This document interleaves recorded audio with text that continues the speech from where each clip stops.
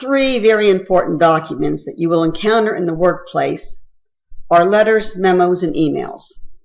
In this unit, we will discuss when and how to write a letter, a memo, or an email. Let's begin with a letter.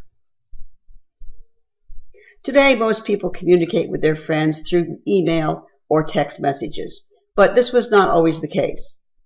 Back in the day, letter writing was the main way of communicating with people who were living at a distance.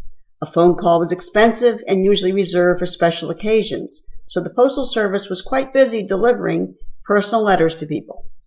In fact, if we look back in time, we see that letters are an important source of historical information. Letters written home during wars, for example, provide a first-hand account of what the soldiers went through.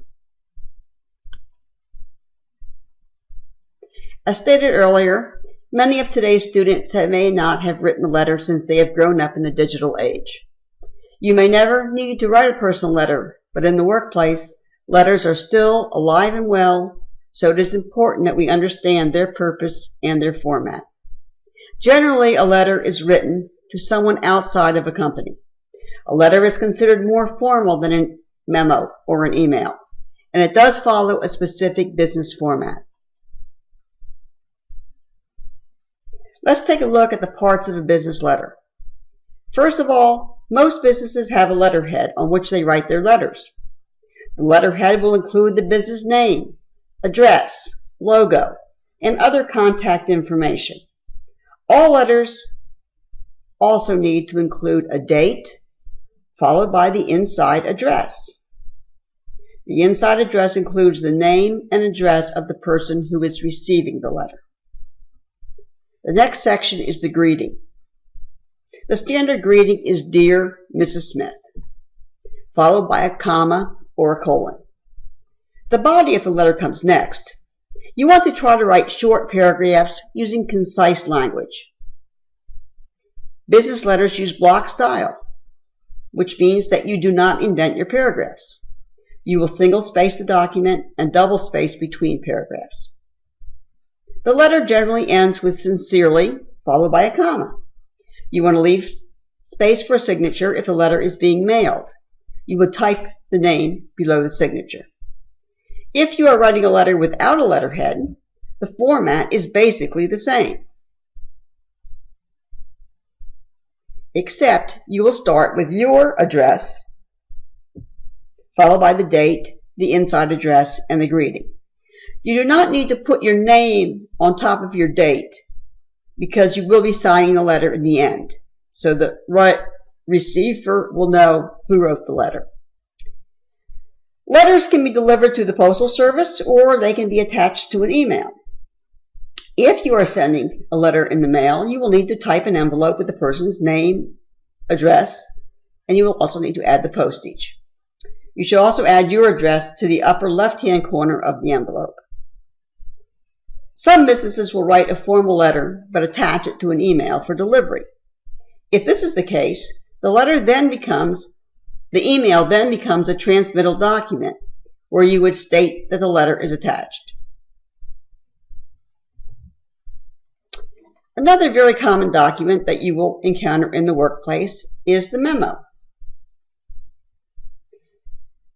The memo is set up much like the letter, except it is written to someone within an organization and it is considered less formal than a letter.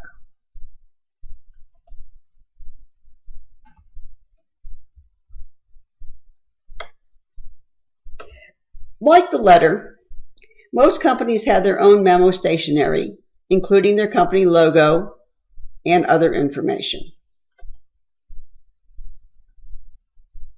The memo uses block style, as does the letter, but it does not have a greeting or a closing signature.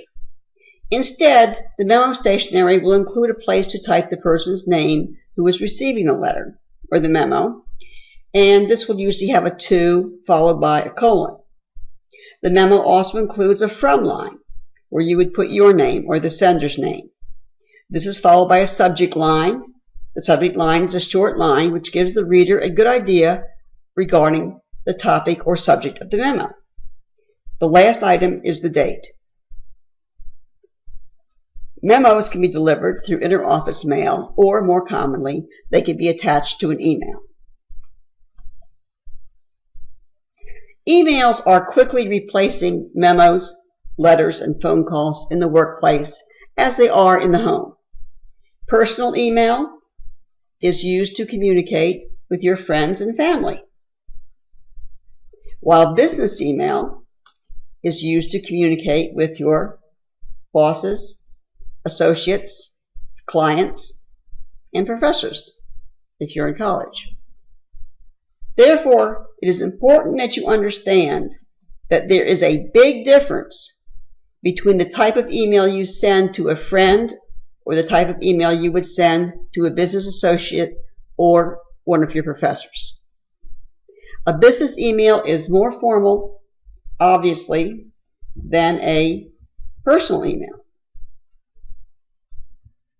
A business email is a formal document, so you need to pay attention to the same type of form you used in a letter or in a memo.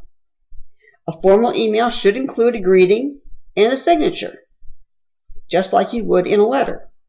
You should use block format, and you should avoid slang and abbreviations. Most email services use the same basic format, which includes a line where you would include the email address of the person to whom you're sending the document. The CC line refers to anyone else whom you would like to get the document. Now, the person receiving the document will see anybody you type in the CC line. The BCC line refers to a blind copy. Anyone that you put in the BCC line to receive the memo will not be seen by the person to whom the memo is addressed. So, if I'm sending a letter to Duck Don and I'm going to copy Mrs. Smith, I would put Mrs. Smith's address under copy. If I want to send it also to Mr. Jones, but I don't want Duck Don to know that Mr. Jones is getting a copy, I would use it as a blind copy. The subject obviously is the same as it is in a memo. You would put a few words that indicate what the topic is going to be.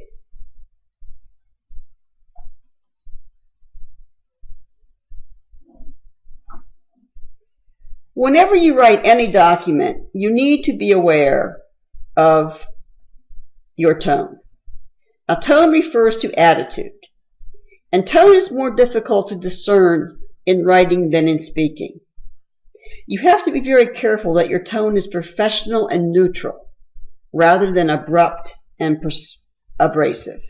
Watch your word choice and read over your document to make sure you haven't accidentally created a tone that might upset the reader. Since emails and text messages are so easy to read, to send, it's really important that you pay attention to tone and you read it over carefully to make sure you haven't inadvertently created a tone that may alienate the reader. Another important concept with emails and text messages is that they are easy to send. So it is very important to stop and think before you send something out, particularly if you are upset. In the old days of letter writing, people were told to save a letter written in anger before they sent it out. Rereading the letter a day or so later, when you're not angry, is a good idea, and it could avoid uncomfortable situations. Unfortunately, with emails and texting, it is very easy to push that send button without thinking about the consequences. Once you push send, you can't take it back. So be careful with emails and text messages when you are angry or upset. Finally, privacy is another issue that you need to keep in mind when using email. Basically, an email is like a postcard. If you are transmitting confidential information, you need to be very careful because your emails can be retrieved and they can be used in court. If you are a business or a college email account, if you're using a business or a college email account, you need to remember that the email belongs to the employer or to the college. And those people have a right to retrieve the emails with or without your permission. Even though you may delete an email, it is still somewhere in cyberspace and can be retrieved. Now, let's take a look at the organization of these documents. Even though the formatting is different, they are all set up in the same manner.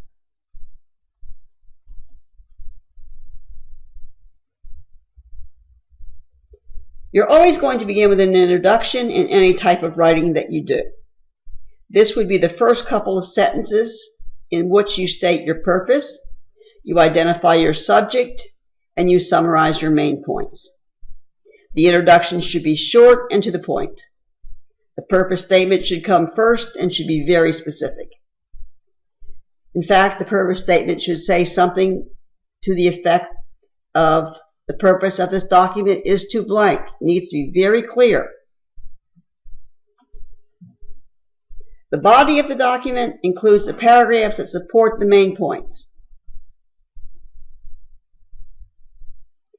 Remember that readers do not want to plow through unnecessary information, so you want to include only the information the reader needs to take action. A clear purpose statement will help with your organization. Your sentences should be short and concise. In fact, they should be breath length. The closing should move the reader to action. You should also repeat what you want the reader to do, and you want to thank the reader if necessary.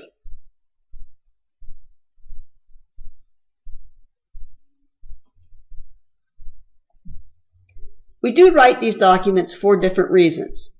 Most documents are written either to inform or to persuade. Inquiry letters are written to ask for information, whereas response letters are written to answer a question that has been asked.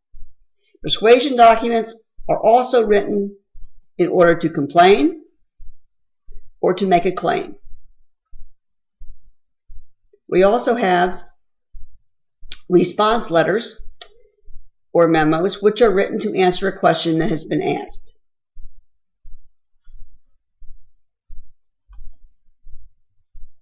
Style and design is very important. We live in a visual culture, so you need to make sure your document looks professional and sounds professional. We create our own writing style through our choice of language. In business writing, unlike in professional writing, we want to connect with the reader on a personal basis. We can do this by using pronouns such as I and you to create the you style. This does create the connection with the reader. We also need to make sure that our tone is professional and approachable to keep that connection with the reader. In this lesson, we have tried to give a broad overview of the purposes of letters, memos, and emails in the workplace. You will be applying these concepts as you complete some of the writing assignments in this unit and in other units throughout this course.